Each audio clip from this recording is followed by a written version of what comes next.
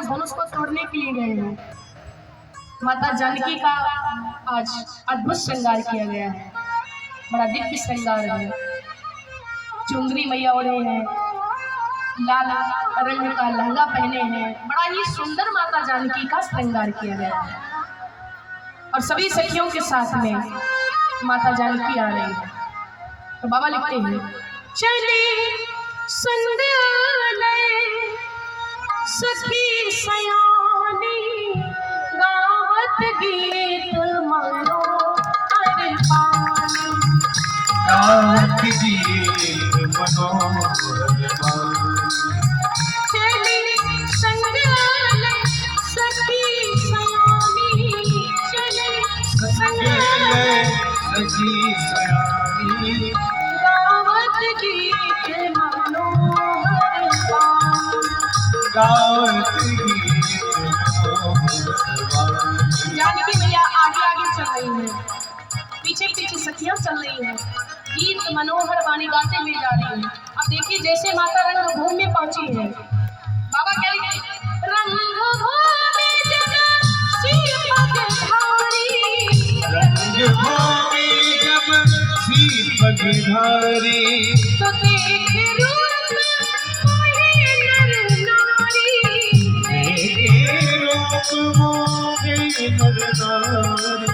सियई चकित चित, सियई चकित चित राम ही चाहा, भई मोह बस सब करना, भई मोह बस सब करना, भई मोह बस सब करना। माता जानकी का बड़ा सुंदर अद्भुत श्रृंगार किया गया है। सखियों के साथ में जानकी माता गई है उस स्वयंवर में। अब जैसे रंगभूमि जब सिए पगधारी, तो देख रूप मोहे नर नारी। इतनी सुंदर माता जानकी है कि मैया को देख करके जितने नर और नारी थे सब मोहित हो गए। अब मैया तो सीधे जा रही है, इधर राजा लोग बैठे बीच में धनुष, सामने महाराज जनक जी, अटारी पर माता सुनैना लोग, और इधर राम जी बैठे हैं गुरु जी के साथ में। अब जानकी मैया तो सीधे जा रही है ना, इधर उधर तो देख नहीं रही है। और जब मैया वहां पर बैठ गई अटारी पर जाकर के, तो सीधे जा रही थी। मैया को लगा मेरे राम जी नहीं आए क्या, जा तो ही नीचे नीचे देखते हुए धीरे धीरे, लेकिन नजर इधर उधर है कि राम जी कहाँ बैठे हैं, मेरे प्रभु कहाँ बैठे हैं। सियई चकित चित्त राम ही चाहा, मैया परेशान, क्या मेरे प्रभु नहीं आए। और राम जी को देखने के लिए कि राम जी कहाँ पर बैठे, एक एक करके सब राजाओं को देखने लगी। और जब सब राजाओं को मैया ने देखा, तो सब राजाओं ने जानकी के पूरे फेस को देखा, तो भाई मोह बस सब नर नार, उपमा कहीं नहीं जा सकती है, इतनी सुंदर माता जानकी। और मैया देखते देखते पूरे राजाओं को चेक कर लिया, इधर तो नहीं मिले। जब इधर देखा तो गुरु जी के साथ में मुनि समीप देखे दो भाई, लगे ललित लोचन नित्य पाई। जैसे माता जानकी ने राम लक्ष्मण को गुरु जी के पास में देखा, मानो जैसे मरे हुए देह में फिर से प्राण आ गए। जानकी मैया बड़ी प्रसन्न हुई। अब महाराज जनक कहते हैं बंदी जनों से, भैया एक काम करो, क्या बोले, जो मेरा प्रण है ना, वो प्रण तुम सुना दो, सूचना दे दो कि मेरा प्रण क्या है। बंदी जन खड़े हुए सूचना देते हैं कि तुम जितने राजा लोग बैठे हो सभी लोग कान खोल करके सुन लीजिए, एक मैं तुमको सूचना देना जा रहा हूँ, वो आवश्यक सूचना है। क्या सूचना है?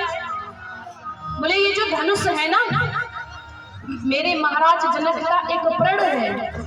प्रण ये है कि जो तीर इस धनुष को तोड़ देगा, उसके साथ में मेरे महाराज जनक अपनी बेटी का विवाह कर देंगे। ये प्रण है।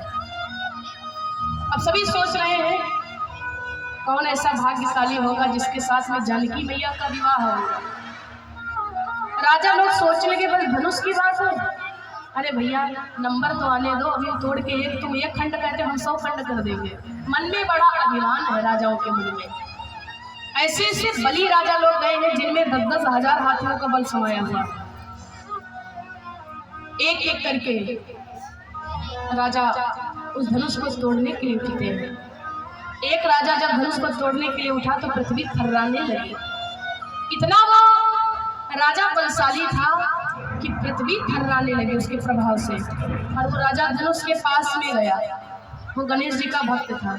वो सोच लेगा धनुष क्या चीज है, पुराना घिसा पिटा भी तोड़ देंगे तुरंत। इतना अभिमान मन में, इतना अभिमान की सोचो ना। अभिमान के बढ़ गए और धनुष के पास में गए, ना प्रणाम किया ना कुछ, और झुक करके तोड़ने के लिए जैसे झुके। वो गणेश जी का भक्त था, गणेश जी का भक्त था। तो कहने लगा, हे गणेश भगवान, अगर ये धनुष हमसे टूट गया तो कल 5 किलो लड्डू चढ़ाएंगे, पक्का है 5 किलो लड्डू। तो बाकी जितने राजा लोग बैठे थे सब वो भी गणेश जी के भक्त थे। उन्होंने तुरंत कसम खा लिया कि गणेश भगवान, अगर ये धनुष इससे ना टूटा तो कल हम 10 किलो चढ़ाएंगे, माने ये धनुष इससे न टूटे। अब गणेश जी किसकी तरफ करते, इधर करे तब आपा, उधर करे तब आपा। पैर से चोटी तक दम लगा दिया, पसीना पसीना हो गया, लेकिन तोड़ने की बात अलग रखो, धनुष को हिला तक नहीं पाया। और जब ये नहीं तोड़ पाया तो फिर गणेश जी के हाथ जोड़ा, गणेश जी हम नहीं तोड़ पाए तो फिर तोड़ कोई ना पाया हो बात। बाकी जितने राजा लोग बैठे ये लोग भी तोड़ ना पाए। गणेश जी कहेंगे ठीक है भैया, तुम लोग जैसा कहते तुम इसे कोई तोड़ ही नहीं पाएगा। उठ करके गया, वो बैठ गया शर्मिंदा होकर। अब जब वो बैठ गया तो जितने बाकी लोग बैठे थे कहने लगे बस इतना ही बनता, हम तो तुमसे पहले ही कहते थे तुम नहीं तोड़ पाओगे, धनुष तो हम तोड़ेंगे, हम शक्ति को आजमा रहे हैं। तुमसे नहीं टूटा लेकिन हमसे जरूर टूट जाएगा। सभी राजाओं के मन में बड़ा अभिमान है। दूसरा राजा खड़ा हुआ धनुष को तोड़ने के लिए, वो भी गया, पैर से चोटी तक दम लगा दी, लेकिन धनुष को नहीं तोड़ पाया। भूप सहस 10 एक ही 12 लागी उठावन तरई न टारा। 10 राजा एकदम से खड़े हो गए, 10 खड़े हो गए और कहने के चलो एक काम करें, क्या बोले 5 लोग इधर से लगेंगे, 5 लोग इधर से लगेंगे, और जब 5-10 लोग एक साथ मिलकर के जोर लगाएंगे तब तो उठ ही जाएगा, और जब उठ जाएगा तो किसी प्रकार से तोड़ भी दिया जाएगा। लेकिन लागी उठावन तरई न टारा। भूप सहस, भूप माने राजा, साहस माने साहस किया, 10 से एक ही बार, एक बार उठ करके खड़े हो गए, कोई नहीं तोड़ पाया, बैठ गए। अब महाराज रावण जाता है धनुष को तोड़ने के लिए। रावण जैसे गया तो महाराज जनक से कहता, महाराज जनक आपने दीप के राजा गणों को बुला लिया, लेकिन मुझे क्यों छोड़ दिया? क्या आपको मेरे ऊपर विश्वास नहीं था कि हम तोड़ सकते थे? अच्छा, महाराज को विश्वास था कि ये जरूर तोड़ देगा, इसलिए नहीं बुलाया था। वो राक्षस है, इसके साथ में जब हमको पता ही है राक्षस है तो काहे अपने बेटी का विवाह करें, ये नहीं तोड़ पाएगा तब तो कुछ देखा जाएगा। रावण क्या कहता, महाराज आपने मुझे क्यों निमंत्रण नहीं दिया, मुझे पत्र क्यों नहीं दिया? अच्छा महाराज जी हाथ जोड़ लिए। महाराज क्या करें, एक समस्या आ गई थी। क्या बोले, बीच में जो समुद्र पड़ता है ना, समुद्र को लांग करके जाओ तब लंका मिलती है। तो हनुमान जी तो यहाँ बैठे नहीं थे जो समुद्र को लांग करके जाते, आपको पत्र दे देते, कौन लेकर ये पत्र जाता? तो रावण कहने लगा, तुम मुझे पागल बनाते हो? अरे महाराज हम लंका के राजा रावण हैं, अगर तुम एक चिट्ठी लिख करके, पत्र लिख करके समुद्र में भी छोड़ देते वो भी मेरे तक पहुंचा देता, क्यों आपने मुझे नहीं बुलाया? तो महाराज जनक ने हाथ जोड़ दिया, क्षमा करो। रावण गया धनुष के पास में, और रावण सोचता धनुष को तोड़ देंगे, रावण सोचता तो तोड़ भी सकता था, क्योंकि रावण कोई कम बली नहीं था। इतना बड़ा भगवान शिव का भक्त था, शिव भक्ति से रावण नहीं तो काट सिर दिए चढ़ाए, रोज शीश चढ़ाता था भोलेनाथ पर, बहुत बड़ा भक्त था भगवान शिव का। रावण गया धनुष के पास में, जैसे धनुष को तोड़ने के लिए झुका कि रावण की नजर पड़ी धनुष के दाहिने सिरे पर 3 बातें लिखी हुई थी। इंग्लिश भाषा नहीं है, हिंदी भाषा नहीं है, ब्रह्मा जी ने स्वयं अपने हाथों से लिखा था। क्या लिखा था? 3 बातें ये थी कि जो वीर इस धनुष का खंडन करेगा उसका 14 वर्षों का वनगमन। पहली बात ये वनगमन, दूसरी बोली नारी हरण, और तीसरी बात ये कि पिता मरण। जिसके मस्तक पर ये 3 बातें होगी वही इस धनुष को तोड़ पाएगा। जो धनुष को तोड़ेगा उसका 14 वर्षों का वनवास होगा, पत्नी का हरण होगा और पिता का मरण होगा, वही इस धनुष को तोड़ पाएगा, बाकी कोई तोड़ नहीं पाएगा।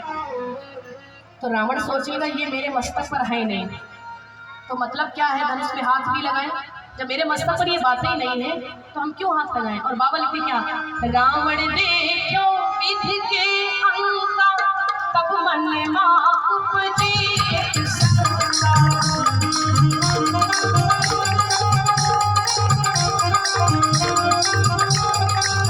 इसलिए रावण बाण छुआ नहीं जाता, हारे सकल भूख कर जाता।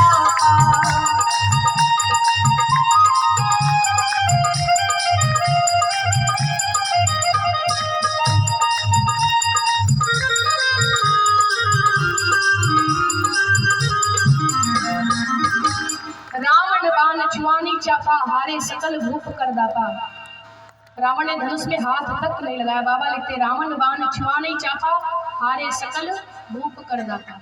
अच्छा, रावण सोचने लगा कि ये तीन बातें मेरे मस्तक पर तो है नहीं, माने हम नहीं तोड़ सकते, लेकिन एक काम करे क्या, बोले इतने राजा लोग यहाँ पर बैठे हुए हैं, एक बार जाकर के चेक तो कर ले कि किसके मस्तक पर ये तीन बातें हैं, बाद में हम चले जाएंगे। रावण गया, जितने राजा लोग बैठे थे एक एक राजाओं के